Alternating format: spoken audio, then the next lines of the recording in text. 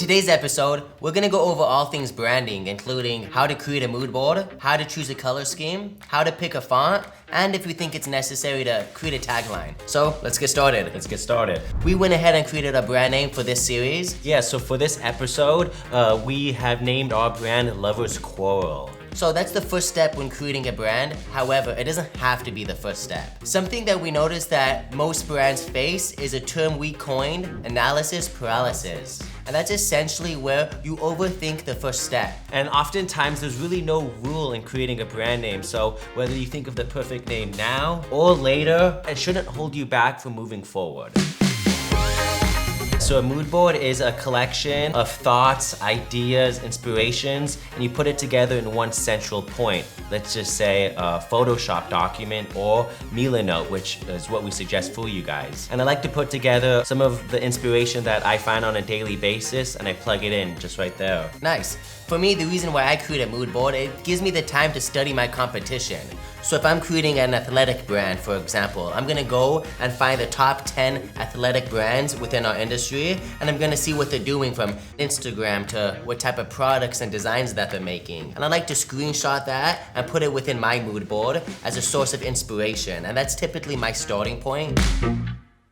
So the first step that I take when creating a mood board is establishing a color scheme. So I noticed you have about 3 different color schemes here. Where did you find these color schemes? So I went on Color by Adobe, which is a free resource which we'll be sharing below. What I went ahead and did is typed in pastel and picked some favorite color schemes that popped up. And what's so cool about Adobe Color is that you can look up different color schemes by keyword, mood, or colors. The color scheme that appealed to us is more Valentine in nature, so we were thinking pinks and purples, more earthy in nature, so nothing too vibrant, and laid back, cool surf colors.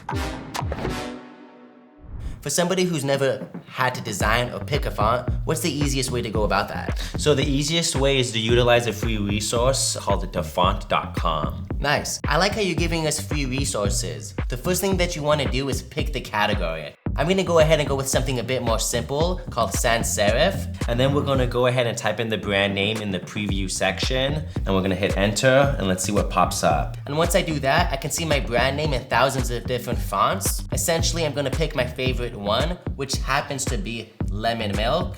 I'm gonna hit download, and once I've downloaded the font, that essentially is my brand font for the rest of this series as I go about creating my website, my marketing tools, yeah, pretty much everything else that we have going on in this series.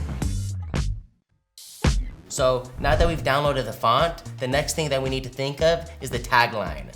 Adrian, do you think having a tagline is important? I think having a tagline is important, but it doesn't have to come right now. So let's let it think, and let's see what we can come up by next week. I agree. Sometimes thinking of a tagline doesn't come autonomously. It doesn't happen automatically. So we'll let this one simmer, and we'll present you some different taglines that we think of next week.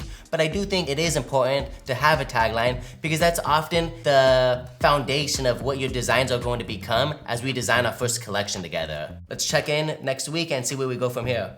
Sounds good.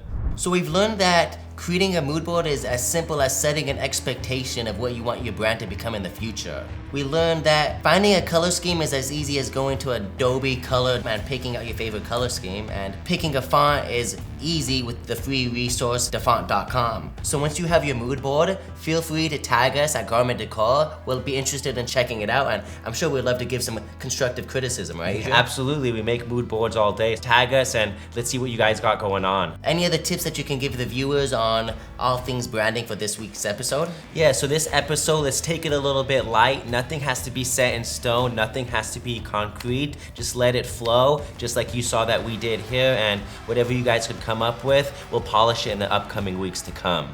Awesome. That sounds perfect to me. That's all for this week's episode. Join us for episode 2, where we'll go over all things design.